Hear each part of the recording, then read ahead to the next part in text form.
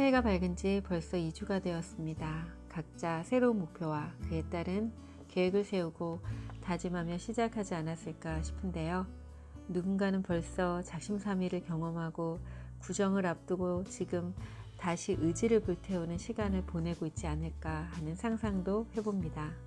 오늘 들려드릴 이야기는 새로운 삶을 살기 위한 목표 세우기라는 저의 칼럼인데요. 지금부터 읽어보도록 하겠습니다.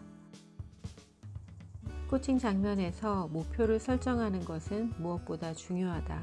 그러나 때로는 목표를 정하는 것이 목표가 되는 경우도 있다. 삶의 에너지가 고갈된 상태에 있는 사람들의 경우 목표를 정하는 것 자체가 힘겨운 일처럼 여겨질 수 있다. 그러나 존재를 살아 숨쉬게 하는 목표를 찾는다면 잘 찾은 목표 하나가 새로운 삶을 살아갈 수 있는 원동력이 된다. 목표는 세 종류로 나눌 수 있다. 먼저 타의적인 목표이다. 그동안 살아오면서 길들여진 생각이나 삶의 방식, 역할로부터 나온 목표이다. 예를 들면 나는 착한 딸이 되어야 한다.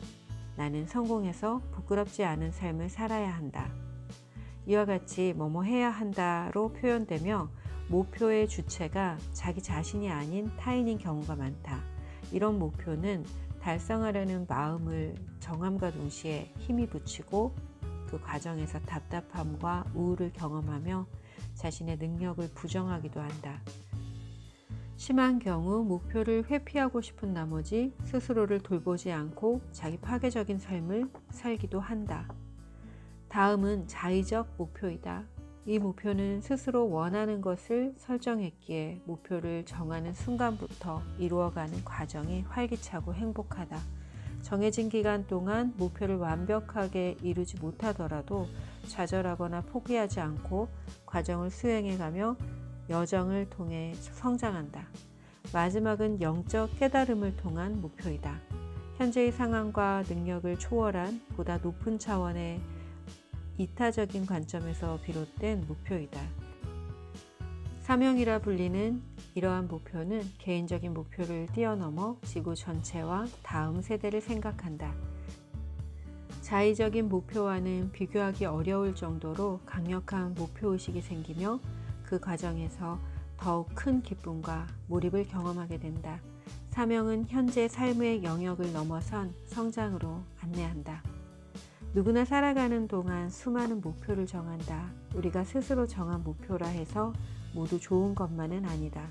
자존감이 낮아진 상태에서는 자신에게 도움이 되는 목표를 정하기 어렵다. 27살의 대학생 3학년 민혜 양은 고등학교 시절 부모님의 불화로 마음의 상처를 받았다. 어려워진 가정 형편을 생각하면 열심히 공부하고 싶은 마음이 없지는 않았지만 통제할 수 없는 무기력과 자기 비하로 인해 우울증 약을 장기간 복용하고 있었다. 게다가 언제부터인지 허리가 아파 마음껏 활동하기도 어려워지자 집에서 누워 지내는 시간이 늘어갔다. 체중이 늘고 스스로 무능력하다고 생각하는 마음, 자괴감이 밀려왔다. 민혜 양이 첫 코칭에서 세운 목표는 부모님의 뜻대로 공무원이 돼서 사람답게 사는 것이었다. 그러나 코칭을 진행해가는 과정에서 자신이 중요하게 생각하는 삶의 가치와 의미가 전혀 반영되지 않은 지극히 타의적인 목표라는 것을 깨닫게 되었다.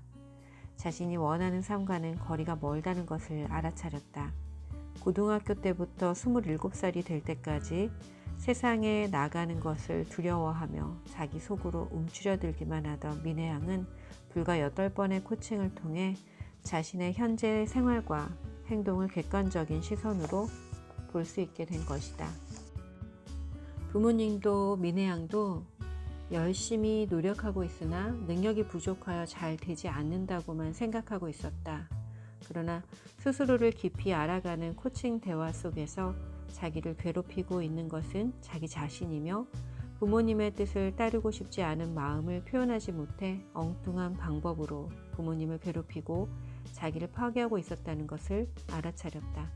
결국 존재가 원하는 것이 아닌 희생자 의식으로부터 나온 무의식적인 목표를 실현해가며 살아가고 있었음을 명확하게 알아차렸다.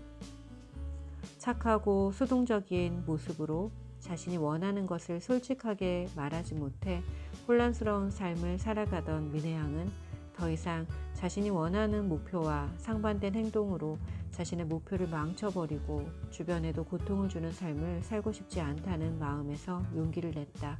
그리고 부모님께 자신이 원하는 삶에 대해 대화를 하기 시작했다. 대화는 시시할 정도로 쉽게 풀렸다. 자식의 건강한 성장을 마다할 부모가 누가 있겠는가. 이후 민혜양은 미루던 졸업을 하고 자신이 원하는 문화 콘텐츠 분야에서 일하며 세상을 아름답게 하는 매력적인 커리어 우먼으로 활동하고 있다. 자신이 정말 원하는 삶이 있다면 목표를 세우고 삶을 일치시켜야 한다. 목표가 이루어지는 방향으로 바라보고 행동하는 것이다. 존재를 살리는 목표는 그것을 바라보는 것만으로도 힘이 솟아나고 희망이 생긴다. 더 나은 삶을 위한 코칭 팁. 1. 2020년 새해 나를 위해 세운 목표를 생각해 본다. 2. 목표 하나하나에 대해 1번부터 6번까지의 질문을 해본다. 다음 질문에 모두 yes라고 대답할 수 있다면 그것은 당신에게 아주 좋은 목표이다. 1. 이 목표를 생각하면 기쁘다. 2. 이 목표는 가치 있는 것을 성취하게 한다. 3. 이 목표는 세상에도 유익을 준다. 4. 이 목표는 삶의 영역을 확장시킨다.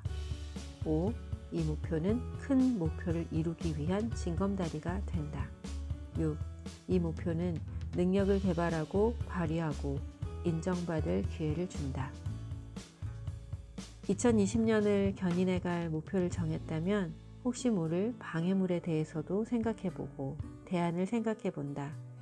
시간의 차이는 있으나 존재의 가슴을 뛰게 하는 간절한 소망은 반드시 이루어진다. 그게 바로 삶의 법칙이다. 더 나은 삶을 위한 코칭 팁에 소개한 목표 설정 방법은 제가 쓴 마음성장학교 한겨레 출판의 내용을 재인용한 것입니다. 글에 포함된 사례는 더 나은 삶을 살아가기 위해 노력하는 여러분들의 변화와 성장을 위해 저와 동행했던 분들의 코칭 사례를 재구성한 것입니다. 작은 씨앗이 땅에 떨어져 더 많은 알곡으로 맺어지기를 소망합니다. 여러분 행복하세요.